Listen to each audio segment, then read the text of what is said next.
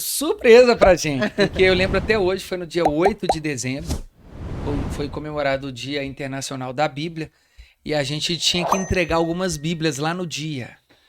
E nós temos, olha pra você ver, né, como é que é de Deus, nós temos a ordem do culto, é o que nós chamamos de OC. Então a ordem do culto sai um dia antes. Então no sábado, tô até aqui abrindo por trás dos bastidores da Lagoinha.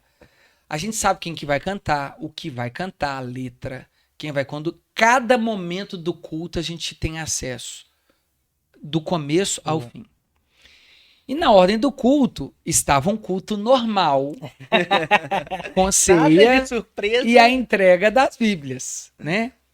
O culto já não estava tão normal porque tinha ordenação pastoral no dia, a entrega das Bíblias, ceia e a palavra do pastor. Muita coisa. O culto estava corrido. E já estava uma presença assim gloriosa, perceptível no culto. E aí, como as Bíblias era da minha responsabilidade a entrega, junto com a diaconia da nossa igreja, eu e o pastor Gleison, um abraço para ele aí, porque é uma bênção na minha vida.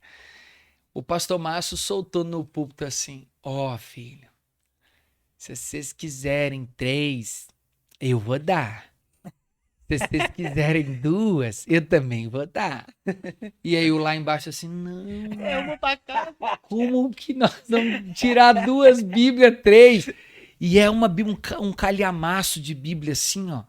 Uma Bíblia de estudo que a gente recebeu do Jimmy Swaggart, né? E da toda a editora, cara, da CPAD. E CPAD, não, qual que é a editora? Esqueci a editora, cara. Mas enfim, eu acho que é a CPAD mesmo. E aí, já deixou a gente desorientado. Falei, pastor, fui lá no pastor Flavinho. Falei, o pastor Márcio falou que o pessoal vai poder pegar 2 ou 3. No púlpito. Só hoje aqui dentro tem umas 4.000 pessoas, pastor. Vezes 2 dá 8. Não tem como, não tem como. E aí, moral da história. Cara, o pastor Márcio pegou o microfone para pregar, ordenou os pastores muito emocionado. Última ordenação na cabeça dele, só ele sabe o que Deus tinha falado com ele no dia anterior. Sim. E pediu para chamar a esposa, a pastora Renata. Ela subiu, ele com a taça de suco da ceia na mão e falou assim: hoje é a última vez que vocês vão me ver subir nesse púlpito. Isso chocou muito, cara. Rapaz. Isso foi espontâneo, assim, ninguém sabia, cara. Eu não te falei que tinha a ordem do culto? Nossa! Não tinha, assim, surpresa. 11h45 falar que vai ser a última vez que vai subir. Não tinha isso. Todo mundo assim. Parou, foi um silêncio, uma gritaria dentro da igreja, porque não dá, não sei se no vídeo dá para ouvir, mas as pessoas começaram a gritar: não, pastor, não. Dali para frente, saiu da liturgia do culto. Meu Deus. O pastor Flavinho começou a chorar igual criança, que assim, sem entender, que não é sobre ele assumir um legado, é sobre, assim, cara, o desafio é assumir o lugar do pastor Márcio.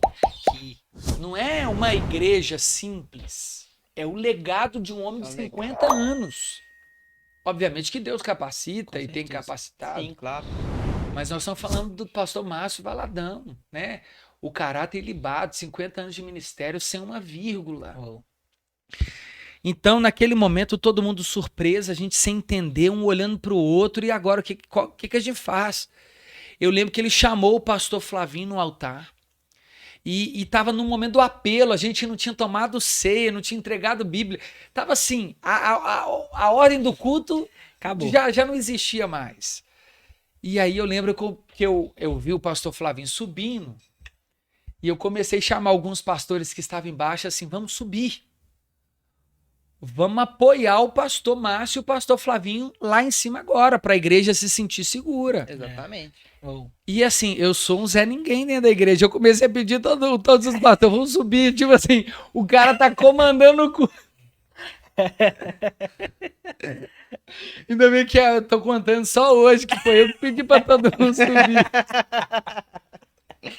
Porque foi a única coisa que veio na minha cabeça é que, assim, como foi uma decisão muito forte, Sim. eu queria que a igreja se sentisse um pouco mais segura Coberta, né? em ver os pastores assim, nós estamos juntos. E aí eu comecei a pedir, vamos subir os pastores. E aí a gente subiu. E aí foi o que vocês viram também, não sei se vocês assistiram o culto. E detalhe, eu pregava no culto de 1 hora depois. Nossa, como é que prega? Faltava tipo 15 minutos pro culto começar. Não tinha nem condição de fazer o culto naquele altar. Porque assim, cara, pegou todo mundo de surpresa. E eu precisava me preparar para o outro culto, que eu sou responsável, o culto de 1 hora. O pastor Flavinho ficou chorando dentro do backstage lá, que tem, Uhum. atrás naquela salinha. Imagino o que não tenha passado na cabeça dele, Tá Você doido. tá doido. porque o pastor Márcio não avisou nem para a esposa dele, porque Deus visitou ele de madrugada Pô, e falou diretamente com ele que o tempo dele já era chegado. Então, você vê que é de Deus, porque hoje a gente tem experimentado uma continuação do legado daquilo que Deus fez através da família Valadão e vai continuar fazendo. Né? Hoje o pastor que responde globalmente pela Lagoinha é o filho, o pastor André Valadão, e a matriz, que é a igreja mãe, ela tem o pastor Flavinho, que é o que responde ao pastor sênior, né, da nossa igreja. Na prática, isso já estava acontecendo. Então, para quem está ali por trás dos tá mais bastidores, perto, né? foi mais tranquila a transição, não do dia. A gente não esperava que fosse daquela Talvez maneira, aquele dia. Sim, claro. mas de que em algum momento isso ia acontecer e que o pastor Flavinho já estava conduzindo a gente, né? O pastor Flavinho, um grande homem de Deus, de uma visão macro do reino e do evangelho.